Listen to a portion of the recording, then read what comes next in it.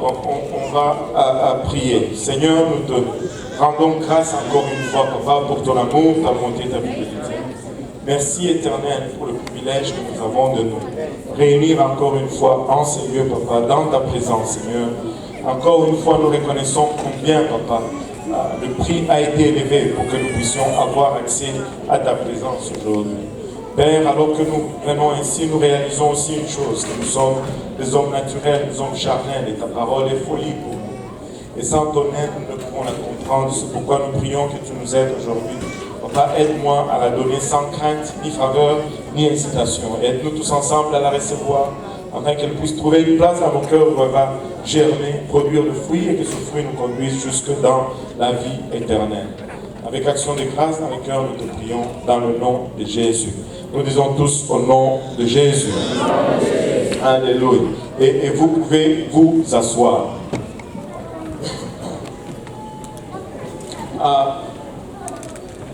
Qui magasine chez Maxi souvent ici? Alléluia. Gloire au nom de Jésus. Et qui magasine chez IGA? Un peu moins. Il y a plus pour Maxi que pour IGA. Et Super C qui va chez Super C plus souvent. Oh boy. Il y en a qui vont à tous les trois. Oui. Qui va? Où sont les rabais? Ah. C'est ce qu'il fallait dire dès le départ. Amen. Vous savez, il y a une particularité qui m'a toujours frappé avec Maxi. J'aimais beaucoup aller chez Maxi parce que chez Maxi, il y avait toute une section où ils ont des produits pas chers. Et ces produits pas chers, ce sont des produits sans nom.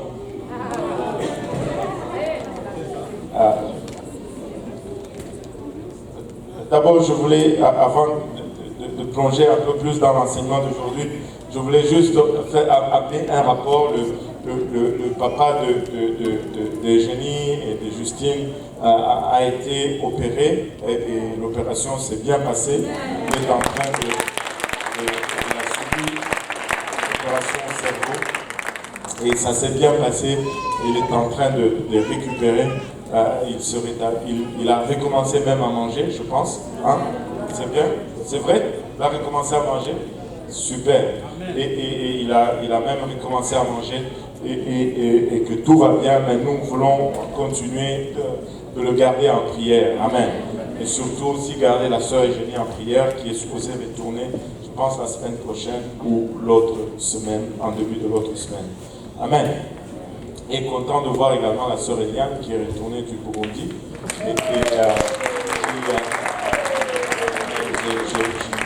C'est seulement avant-hier que mon épouse me disait, mais je ne vois plus la sœur Eliane.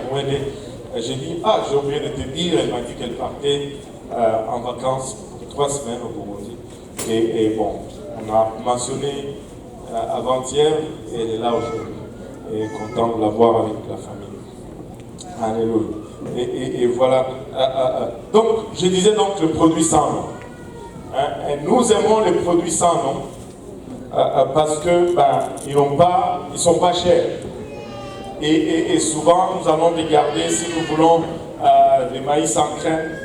Il y a le maïs sans crème bonhomme vert qui va être d'un tel prix. Et le maïs sans nom qui va être un prix moindre. Mais vous êtes-vous demandé pourquoi est-ce que c'est moins cher? Parce que ça n'a pas de nom. Et que si ce n'est pas bon, tu ne sais pas qui poursuivre parce qu'il n'y a pas de nom.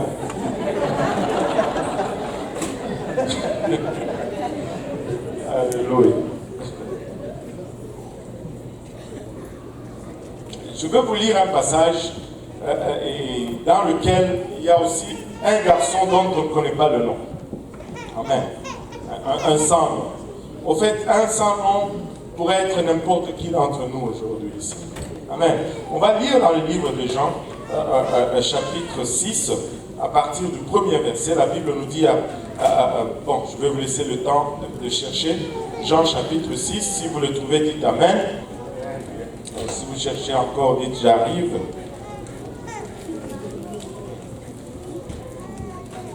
sinon, vous pouvez arriver également à l'écran. La Bible nous dit dans Jean 6, après cela, Jésus s'en alla de l'autre côté de la mer de Galilée de Tibériade.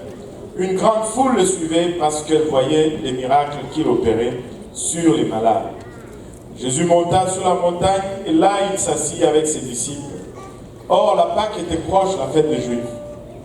Et enlevé les yeux et voyant qu'une grande foule venait à lui, Jésus dit à Philippe, où achèterons-nous de pain pour que ces gens aient à manger? Il disait cela pour l'éprouver, car il savait ce qu'il allait faire. Philippe lui répondit, le pain qu'on aurait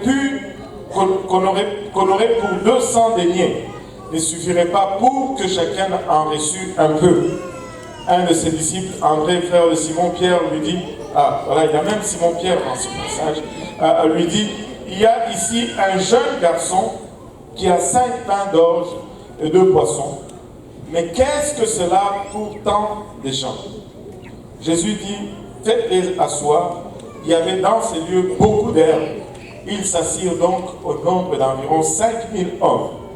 Jésus prit le pain, rendit grâce et le distribua à ceux qui étaient assis. Il leur donna de même des poissons, autant qu'ils en voulurent. Lorsqu'ils furent rassasiés, il dit à ses disciples, ramassez les morceaux qui restent, afin que rien ne se perde.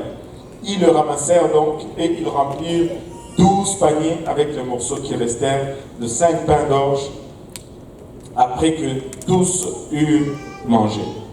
Et c'est de ces passages que nous allons tirer, en fait, notre exhortation aujourd'hui. La Bible nous dit qu'une grande foule suivait le Seigneur Jésus-Christ. Et la première chose qui nous frappe dans ce passage, c'est que cette grande foule les suivait parce qu'elle voyait les miracles qu'il opérait sur les malades. Jésus faisait des miracles, Jésus faisait des prodiges, et une grande foule, et les gens voyaient cela, et suite à cela, ils ont commencé à les suivre. Vous savez, il y a plusieurs raisons pourquoi tu peux suivre Jésus-Christ aujourd'hui. Et je peux vous amener à un autre passage où ils disent, où le passage nous dit qu'ils suivaient Jésus parce que, je pense que c'est juste après celui-ci, parce qu'il leur donnait à manger. Vous pouvez suivre Jésus parce qu'il guérit les malades. Vous pouvez suivre Jésus parce qu'il multiplie le pain. Vous pouvez suivre Jésus parce qu'il change l'eau en vin. Mais si c'est seulement la raison pourquoi vous suivez Jésus, vous allez passer à côté de ce qu'il a de mieux à offrir. Et cela n'est pas surprenant parce que ces gens le suivaient juste pour ses prodiges. Et tu peux voir que lorsqu'il a commencé à avoir des épreuves, lorsqu'il a commencé à être persécuté, toute cette foule est disparue parce qu'ils étaient là seulement pour les miracles. Mais cela ne préoccupe pas le Seigneur. Bien qu'il sache qu'ils étaient là seulement pour le miracle, cela ne préoccupe pas le Seigneur.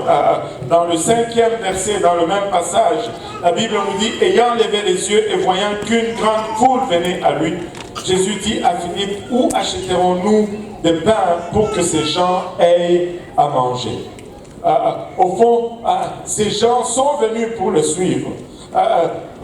On peut retrouver cette histoire dans plusieurs autres, dans tous les 3 autres évangiles. Et dans les 3 autres évangiles, il y a un mot qui est mentionné dans ce passage. Il dit, il les a regardés et il a eu compassion. Il a ressenti à leur place. Il a eu de la compassion pour la foule. Et il s'est tourné vers ses disciples. Et il leur a demandé, où allons-nous trouver à manger pour ces gens? 5000 hommes. Et si nos calculs sont vraiment conservateurs, à l'époque, 5000 hommes dans une société juive, à chaque homme, si on donnait une femme, et à chaque femme, si on donnait ne fût-ce qu'un enfant, ce qui est le minimum inacceptable pour un juif. C'était des grandes familles à l'époque. Si on donnait juste un enfant à chaque homme et à chaque femme, on aura une foule de 15 000 personnes. Si vous êtes plus conservateur, on peut descendre cela à 10 000 personnes. Et Jésus se tourne vers leurs disciples. Et ici, on est à peu près aujourd'hui 400 personnes. Et si je me tournais sur mes disciples, aujourd'hui, je leur disais, il faut qu'on nourrisse tous ces gens.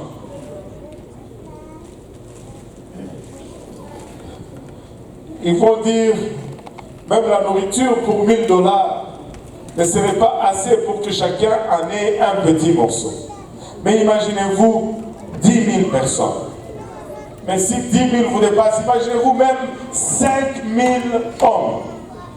5 000 hommes. Vous savez qu'un homme mange plus qu'une femme. Enfin, il y a des exceptions, mais je ne veux pas aller là-bas. Ah, je veux rester safe. Amen. Un homme mange plus qu'une femme en général. Amen. Alléluia. Et 5 000 hommes. Et il faut les nourrir. Ça va prendre un peu plus de poulet qu'on a dans le sous-sol. Alléluia. Et ses disciples le regardent bien sûr perplexes. Ils disent, mais où est-ce que nous allons trouver du pain pour nourrir tous ces gens? Où est-ce que nous allons avoir de la nourriture? Même s'il y en avait, nous n'aurions pas assez d'argent pour acheter une telle quantité de nourriture. Mais laissez-moi vous dire ceci. Dieu est omniscient. Non seulement il est omniscient, mais il est omnipotent. Cela signifie qu'il sait tout et qu'il peut tout. Et quand il pose une question, ce n'est pas qu'il est en train de chercher une réponse. Quand Dieu te pose une question, c'est parce qu'il veut te donner une réponse. Très souvent, nous allons arriver à une place où Dieu pose une question. Mais laissez-moi vous dire, il ne pose pas la question par ignorance, il pose la question pour t'amener à une connaissance. Il est maître de temps et de circonstances. Avant même de poser la question, il connaît la réponse. Mais il posait cette question, la Bible nous dit, parce qu'il voulait le mettre à l'épreuve. Il voulait voir qu'est-ce qu'il y avait comme foi en eux. On lui dit, on n'a pas assez d'argent pour nourrir toute cette foule. Mais un des disciples qui s'appelle André, oh j'espère qu'on ait des André ici parmi nous. André, ce n'est pas le disciple qu'on va citer très souvent. Mais André, c'était un disciple qui savait amener les gens au Seigneur Jésus-Christ. Tu ne sais peut-être pas parler, mais tu dois savoir pointer la direction aux gens vers Jésus-Christ. André n'a peut-être pas beaucoup accompli, mais André a joué un rôle clé dans ce passage. Il n'avait peut-être rien lui-même, mais il connaissait un petit garçon dont on ne connaît pas le nom. Un petit garçon sans nom. Un petit garçon dont la Bible n'a même pas pris le temps de chercher comment il s'appelait. Un petit garçon insignifiant complètement. Ce jour-là, ce petit garçon se levait et il a dit, je vais aller à une de ces réunions où Jésus prêche. Et sa mère lui a dit, comme c'est Jésus prêche long, je vais te faire un lunch. Vous pouvez le lire vous-même. Quand il commençait, il ne finissait pas vite. C'est seulement aujourd'hui que les gens se plaignent. Mais lui, il prêchait long. Et comme il prêche long, je vais te faire un lunch. Et il lui a fait un lunch avec 5 pains et 2 poissons. Et cet enfant est allé avec son lunch que sa maman lui a fait. C'était son lunch à lui. On ne connaît même pas son nom. Insignifiant. Il arrive, il rencontre un de ses disciples de Jésus qui s'appelait André. Et André vient voir ce jeune homme, lui dit, viens un peu, est-ce que tu peux me donner ton lunch? Parce que le Seigneur le demande. La Bible nous épargne de la conversation qui s'est passée là. Je ne sais pas quel était l'état de ce petit garçon. Je ne sais pas qu'est-ce qu'il a répliqué. Je ne sais pas qu'est-ce que André lui a promis.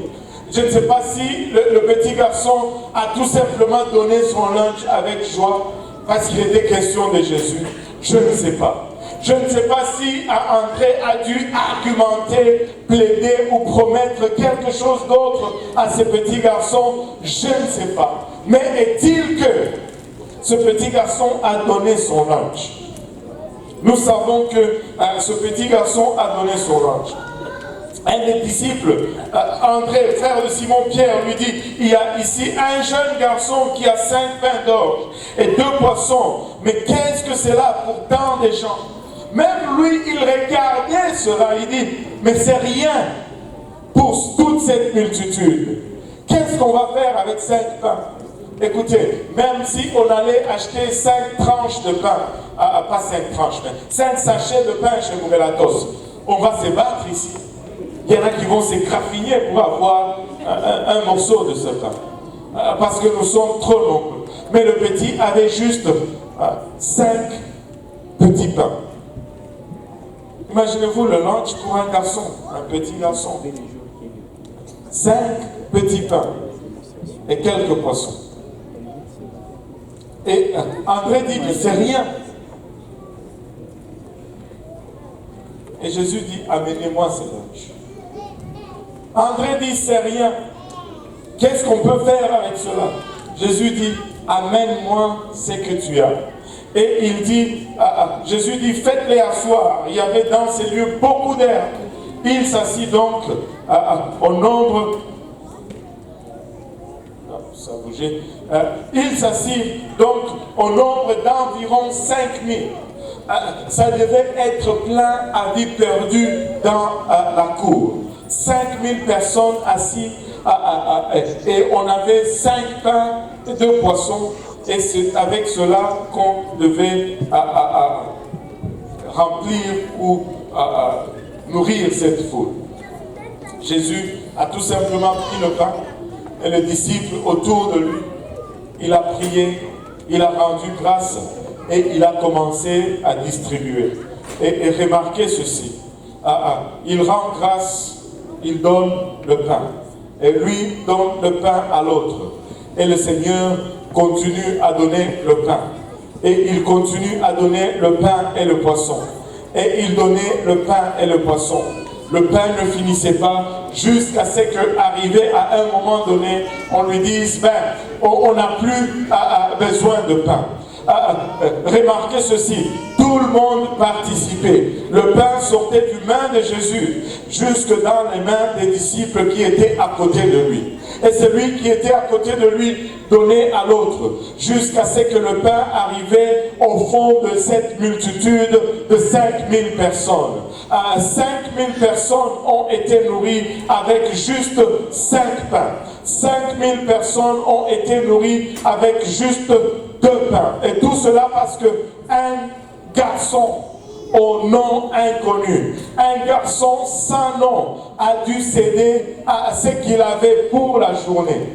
Un garçon sans nom a dû céder son petit linge qu'il avait et le Seigneur a dû le multiplier. Tu peux me dire aujourd'hui, mes prédicateurs, pourquoi est-ce que tu nous parles de cela aujourd'hui?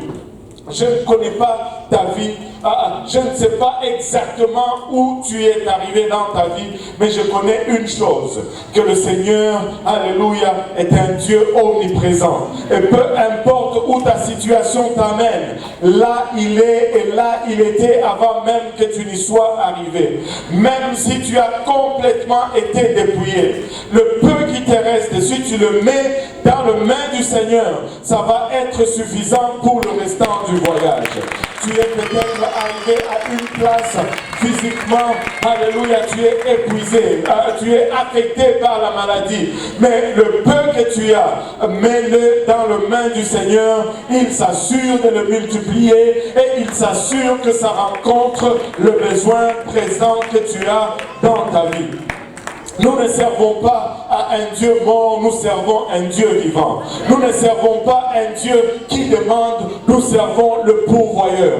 Nous ne servons pas un Dieu qui exige, mais un Dieu qui se donne complètement pour nous, alors que nous ne les connaissions pas. Alors que tu ne les connaissais pas, il est allé à la croix pour toi, il a payé déjà à l'avance pour toi, afin que le jour que tu arriveras à cette place où tu as besoin, tu l'y rencontres là où se trouve ton besoin. C'était un garçon sans nom. Probablement qu'on ne lui a pas donné de nom, de sorte que chacun de nous peut insérer nos noms à la place de ces garçons. Peu importe comment tu t'appelles. Tu peux t'appeler Chimanga, tu peux t'appeler Kabeya, ou tu peux t'appeler Tremblay, ou tu peux t'appeler...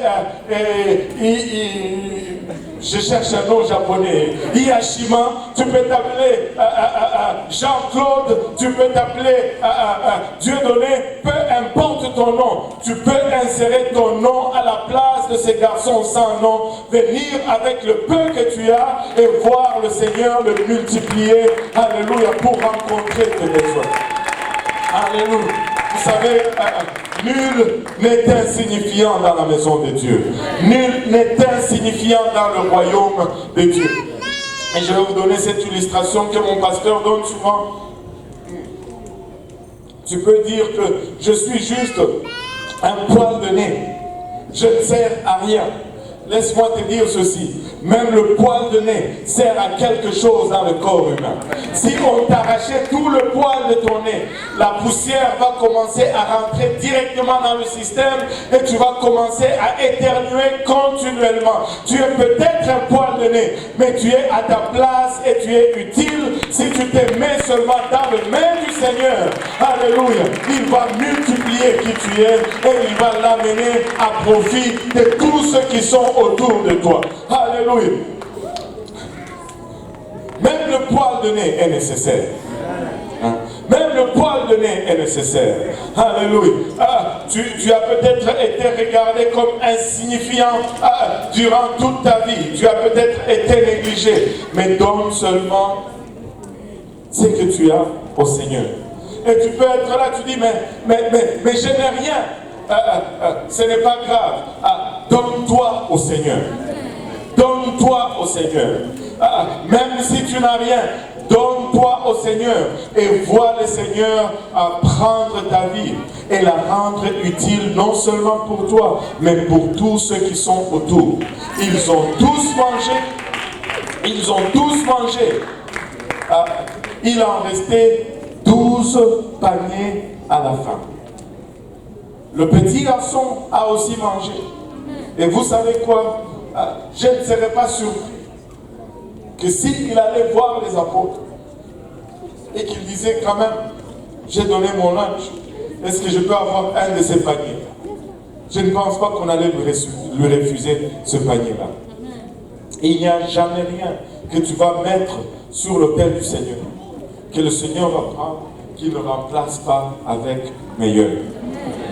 Rien, absolument rien. Absolument rien. Je peux donner plusieurs exemples aujourd'hui. Vous nous voyez aujourd'hui bien lavés, bien habillés. Vous pensez que nous avons toujours été comme ça? Certains d'entre nous, si tu nous rencontrais avant que le Seigneur nous rencontre, tu n'allais même pas marcher sur le même côté du trottoir avec nous. Tu allais me voir venir de l'autre côté. Oups, tu traverses là pour continuer ton chemin de l'autre côté parce que tu ne veux pas rencontrer ce type. Oh, merci Seigneur. Alléluia, pour ta grâce. Merci Seigneur pour ta transformation. Cette vie qui était considérée comme nulle dans le monde est considérée maintenant, alléluia, comme productif dans son royaume. Tu es peut-être, il y en a qui disent des fois, oh, pasteur n'a pas cité mon nom. Écoutez, pauvre pasteur, il s'essaye, mais son cerveau commence à le lâcher tranquillement. Vraiment, il s'essaye. Il est très sincère et très honnête. Il s'essaye vraiment. Mais son cerveau n'est plus ce qu'il était il y a 25 ans en arrière. Des fois, j'oublie même qui je suis. Donc, ayez pitié. Des fois, tu te réveilles et tu te dis, ok, où suis-je? Qui suis-je? C'est quel jour aujourd'hui? Ça ne nous est jamais arrivé. Enfin, c'est seulement moi. Alléluia, je le confesse. Écoute, le garçon était sans nom. Ça importe peu si le pasteur a cité son nom. Ce qui importe, c'est que Jésus-Christ connaisse ton nom. Il faut que Jésus connaisse ton nom. Et il y a une différence entre connaître le nom de Jésus-Christ et que Jésus-Christ connaisse ton nom. Une très grande différence. Connaître le nom de Jésus-Christ, ce n'est pas suffisant. Il faut que lui connaisse ton nom. Je veux vous exemplifier cela. Qui connaît le nom du Premier ministre du Canada? Oh, come on. Je n'ai pas dit que si vous êtes d'accord avec lui. J'ai dit seulement, est-ce que vous connaissez son nom? Je n'ai pas demandé votre vote. J'ai juste demandé, est-ce que vous connaissez le Premier ministre du Canada? Voilà. On connaît le Premier ministre du Canada. Il s'appelle Justin Trudeau. Et que Dieu bénisse son âme. Amen. Alléluia. Mais, vous le connaissez, mais est-ce que ça a changé votre vie? On est là. Mais qui est connu du Premier ministre du Canada? Qui est-ce que le Premier ministre du Canada connaît par son nom ici aujourd'hui? Oh, pas un seul bras. Vous savez quoi? C'est sûr que s'il vous connaissait par le nom, peut-être que vous ne seriez pas ici aujourd'hui. Juste comme ça, là. Juste comme ça. Si c'est peu que vous ne seriez pas aujourd'hui ici. Si Justin Trudeau peut vous voir et dire « Oh, mais je te connais, Janice, comment ça va ?» C'est sûr que ta vie va être différente. C'est sûr que ta vie, enfin, la probabilité que ta vie change monte en flèche, n'est-ce pas? Alléluia. Pourquoi? Parce qu'il est le Premier ministre du Canada et il connaît ton nom. Maintenant, qui connaît Jésus-Christ ici? Enfin, tout le monde connaît Jésus. Mais ce n'est pas pour autant que ta vie va changer. Mais quand lui te connaît,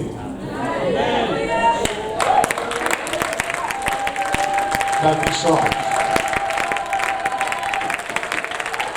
Tu n'es plus un insignifiant. Tu n'es plus un sans nom. Alléluia. Parce qu'il te donne son nom. Tu me dis, mais comment est-ce que je peux me faire connaître par lui? Oh, c'est très simple. Tu sais, si tu veux te faire connaître du Seigneur, je vais vous donner un exemple que j'ai déjà donné ici, il y a plusieurs longtemps.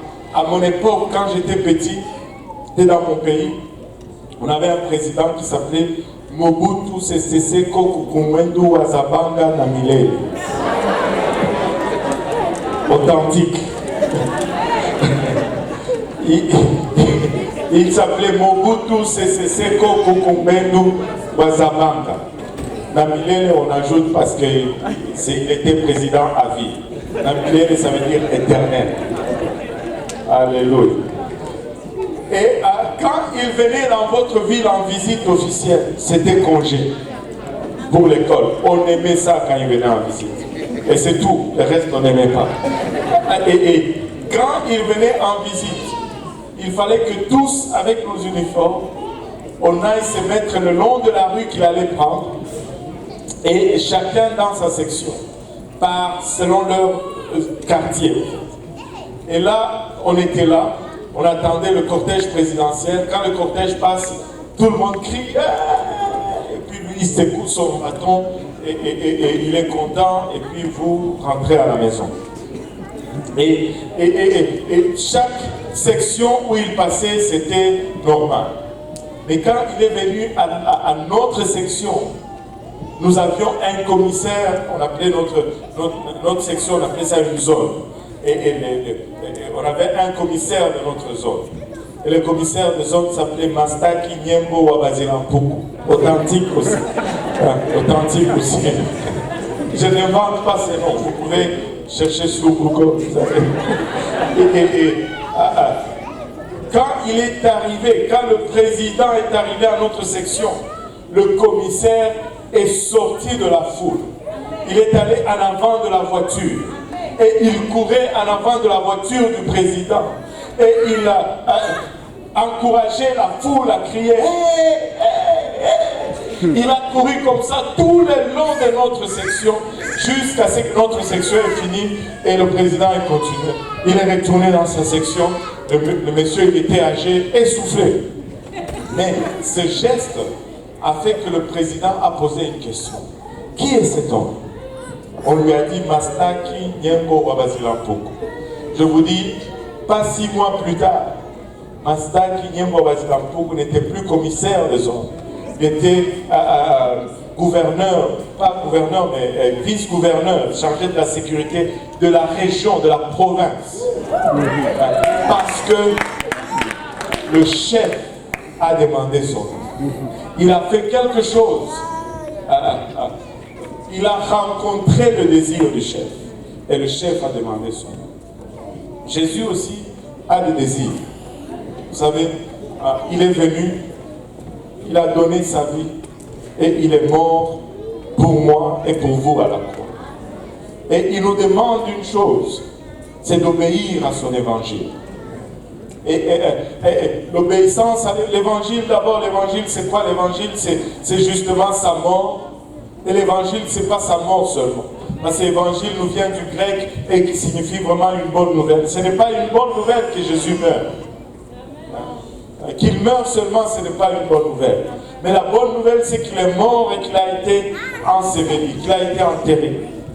Mais ce n'est pas une bonne nouvelle si ça s'arrêtait là. Qu'il soit mort, qu'il soit enseveli, ce n'est pas une bonne nouvelle. La bonne nouvelle, c'est que 3 jours après, il est ressuscité et il est sorti de la tombe. C'est pourquoi c'est une bonne nouvelle. C'est une bonne nouvelle parce qu'il est mort, parce qu'il a été enseveli et parce qu'il est ressuscité. Amen. Jésus est ressuscité. Regarde ton voisin, dis-lui, il est ressuscité. Alléluia. Vous savez, il y a un homme qui s'appelait Georges, qui a pris des vacances à Jérusalem, avec sa femme et sa belle-mère. Là, arrivé à Jérusalem, sa belle-mère est décédée durant les vacances. Et là, Georges, qui venait des États-Unis, est allé au consulat américain. Il leur dit, je voudrais faire rapatrier le corps de ma belle-mère. Et le consul lui dit, bon, pour rapatrier le corps de ta belle-mère, ça va prendre à peu près 18 000 $. Mais bon, pour sauver l'argent, la plupart des cas, quand ça arrive comme ça, la plupart des gens juste choisissent d'enterrer leur bien-aimé ici pour un coût de 2 000 $ et puis ils rentrent chez eux tout simplement. Pour 2 000 $, on peut avoir des procédures d'enterrement décentes ici. Et le consul lui dit, vous pouvez réfléchir là-dessus. Et Georges prend 2-3 secondes, il dit, ouais, c'est tout réfléchi, je vais payer les 18 000 $ pour que ma belle-mère soit retournée chez nous au Kansas. Et là, le consul était étonné, il dit, waouh, tu aimais vraiment ta belle-mère. Et là, Georges dit, ben, c'est pas vraiment ça, c'est que j'ai lu dans un livre qui a longtemps ici, qu'un homme qui était mort ici à Jérusalem a été enseveli. Et puis 3 jours après, il est ressuscité. Je ne veux pas prendre des chances. Je vous dis, Jésus est ressuscité. Il est vivant. Nous ne servons pas un Dieu mort, nous servons un Dieu vivant. Sa tombe a été laissée vide. Jésus est ressuscité. Alléluia. Si tu en doutes encore, demande Georges. Jésus est ressuscité. Il est vivant. Alléluia. C'est pourquoi nous le servons, parce qu'il est vivant. C'est pourquoi nous le louons, parce qu'il est vivant. Il est ressuscité. Alléluia. Et c'est une bonne nouvelle qu'il soit ressuscité. Alléluia. Je disais donc, il est mort, il a été enseveli et il est ressuscité le 3e jour. Et ça, c'est une bonne nouvelle. Et ça, c'est l'évangile.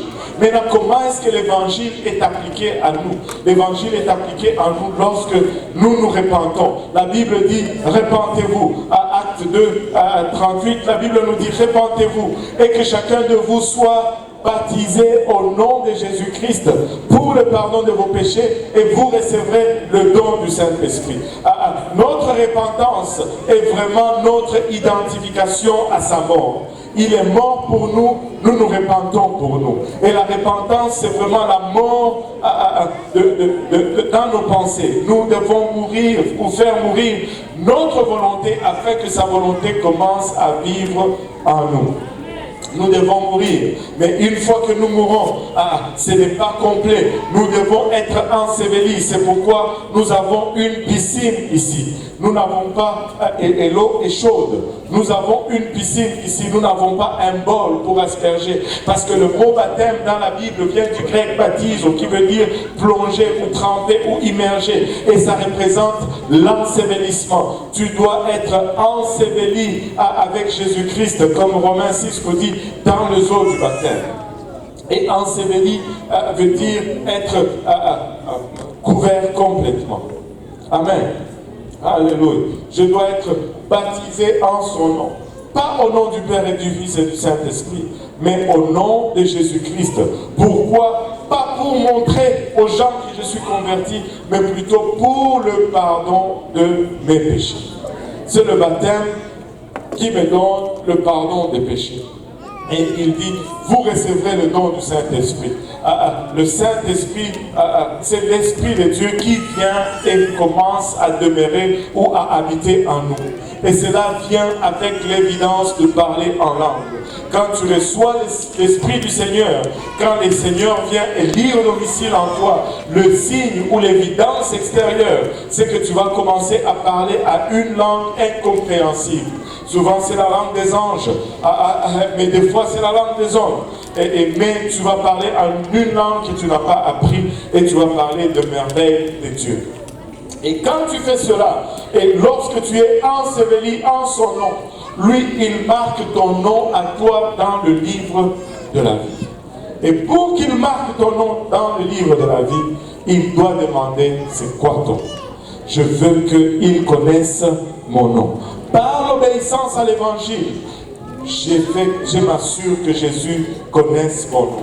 Et c'est là, et tu peux me regarder aujourd'hui, tu me dis, pasteur, je suis tellement mauvais, je suis tellement pécheur, j'ai fait tellement de choses que je ne mérite pas ceci.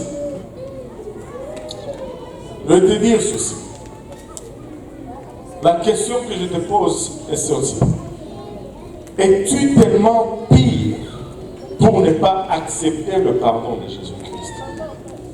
Parce que le point, ce n'est pas que combien tu as péché. Le point, c'est combien il t'a aimé. Ce qu'on comptabilise, ce ne sont pas tes nombres de péchés, mais c'est la grandeur de son amour.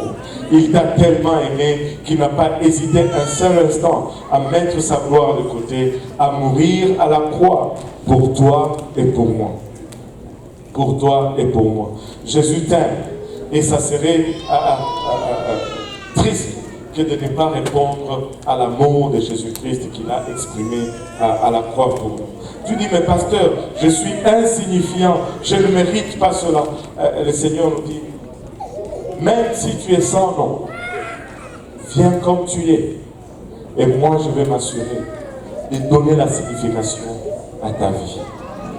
Viens avec ce que tu es. Moi, je vais m'assurer que non seulement tu sois suffisant pour toi-même, mais que tu sois suffisant aussi pour tout ton entourage.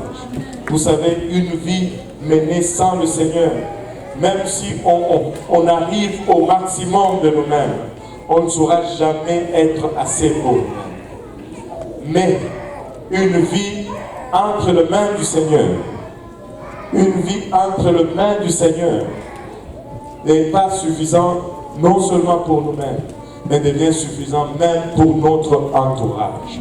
Même pour notre entourage. Si on peut se lever tous ensemble, Jésus t'aime aujourd'hui. Jésus t'aime aujourd'hui. Mais il te demande que ce que tu as ou que ce que tu es, tu l'amènes devant lui. Et lui, il va pouvoir faire le meilleur de cela.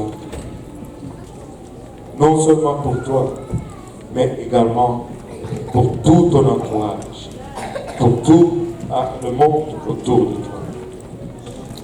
Peu importe ton statut social, peu importe la grandeur de ton compte en banque, peu importe ce que tu as fait ou tu n'as pas fait, et si tu venais tout simplement à lui, il s'assure de combler ta vie, de sorte qu'il y en aura non seulement pour toi, mais aussi assez pour tout ton entourage. Cet hôtel est ouvert. Si on peut prendre le temps de venir en avant, nous avons cette pratique de venir en avant et de prier un peu avant de nous séparer. Et vous pouvez venir en avant pour un moment. Si vous vous dites oui, je crois dans le Seigneur, oui, ce message m'a touché, oui, je veux donner ma vie au Seigneur aujourd'hui, oui, je veux qu'il connaisse mon nom.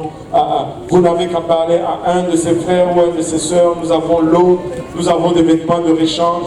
Si vous voulez obéir à l'évangile aujourd'hui, et ça ne prend que votre obéissance. Mais si vous voulez nous joindre à nous pour un moment, on va prendre le temps de prier avant de nous séparer. On va élever nos voix vers le Seigneur tous ensemble et on va lui dire, mais voici Seigneur. Je n'aime peut-être pas beaucoup, je ne suis peut-être pas autant, mais me voici Seigneur. Prends-moi et utilise-moi pour la gloire de ton nom. Alléluia. Ah non, on doit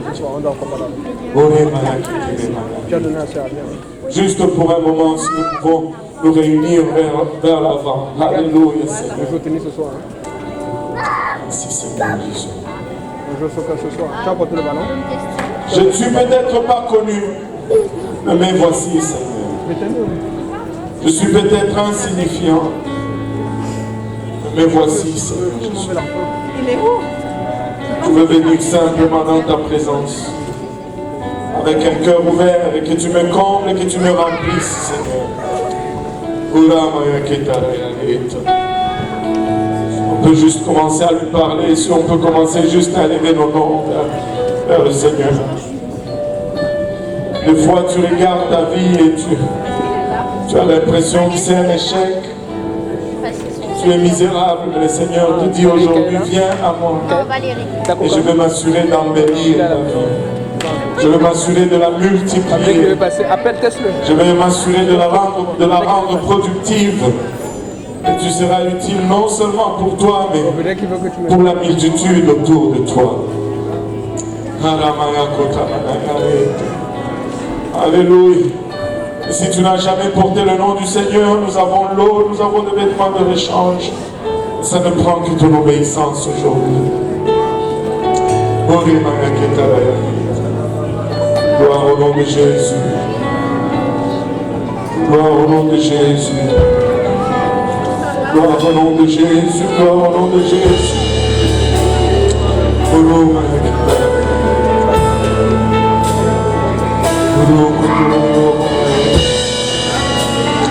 Oh oui, Seigneur.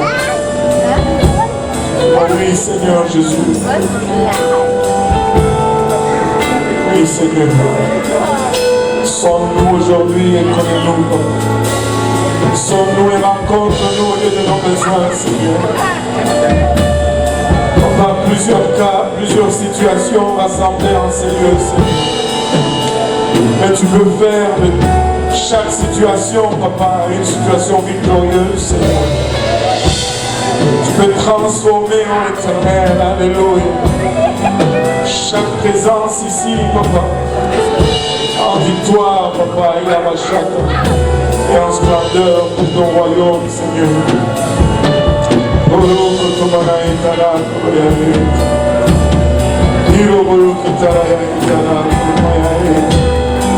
Alléluia, Jésus. Alléluia, Seigneur. Alléluia. Le Seigneur est en train de travailler dans cet hôtel. Alléluia. La main de Dieu est en train de bouger dans cet hôtel. Seigneur de Dieu.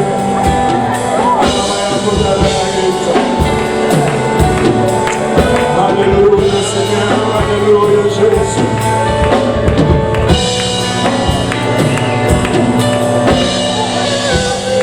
Oh oui, Jésus.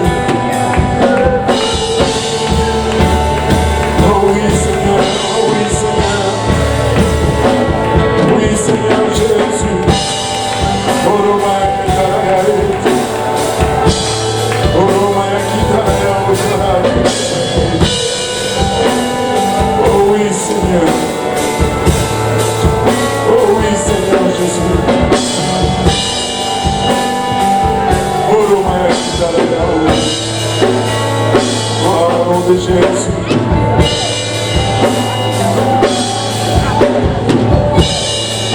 Alléluia Seigneur, alléluia Jésus.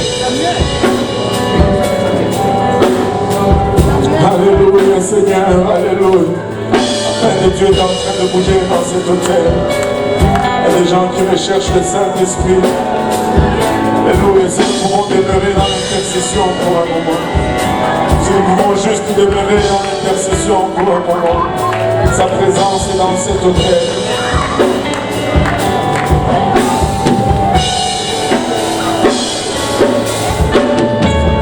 Sa présence est ici pour guérir les malades, pour restaurer les cœurs brisés. Alléluia.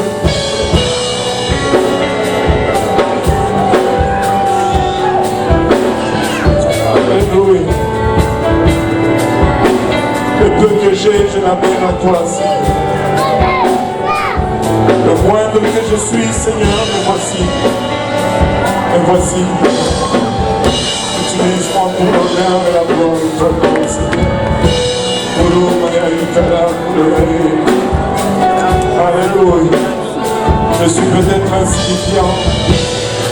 Et du temps que je demeure seul, je serai insignifiant. Mais si Jésus entre dans ma vie, alléluia, tout change, tout change, tout change, tout change. Alléluia Jésus, alléluia Seigneur.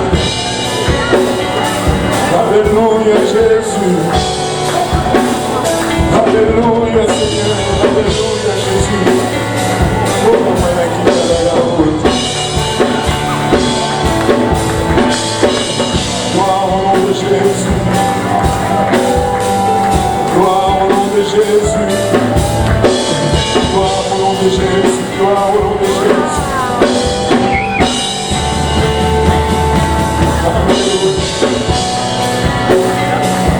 Béni soit ton Saint-Nom, Seigneur. Alléluia. Alléluia, Seigneur. Alléluia, Jésus. Oh,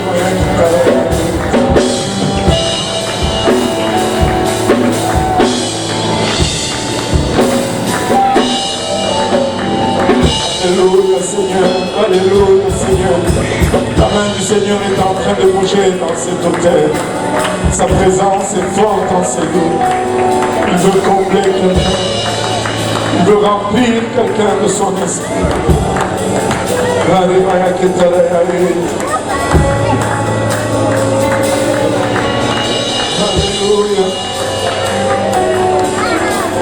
Insignifiant. Mais tout change dans les mains du Seigneur. Sans nom, complètement inconnu. Mais avec le Seigneur, tout change. Avec le Seigneur, tout change.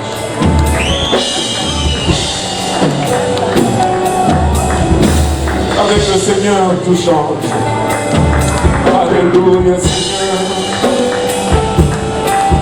Gloire au nom de Jésus. Gloire au nom de Jésus. Gloire au nom de Jésus. Alléluia, Seigneur. Alléluia.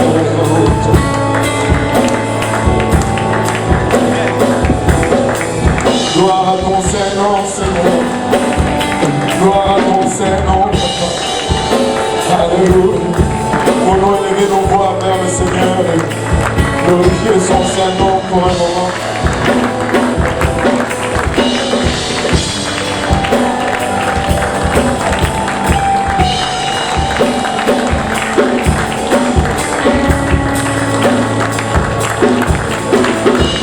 Alléluia Seigneur, alléluia Jésus. Oh la mère qui t'a la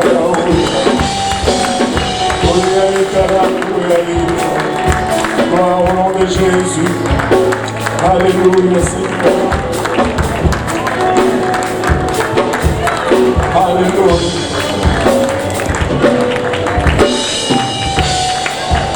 Alléluia. Alléluia. l'écart entre ton besoin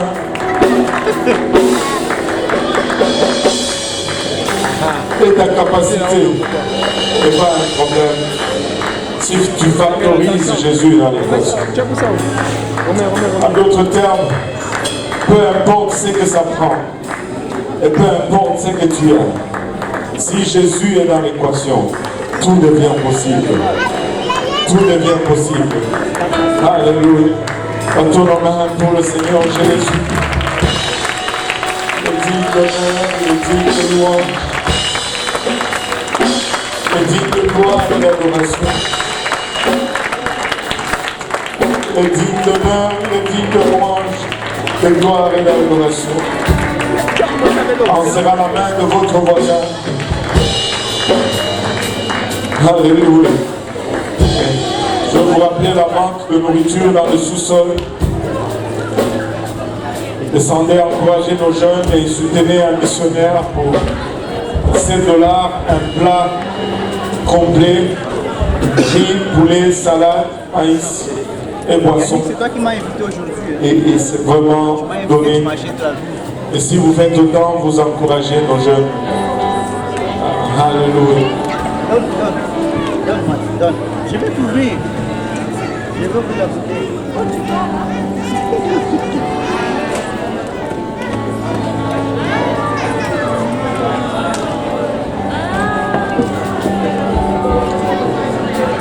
Juste un petit tour dans le sous-sol pour encourager nos jeunes. Amen.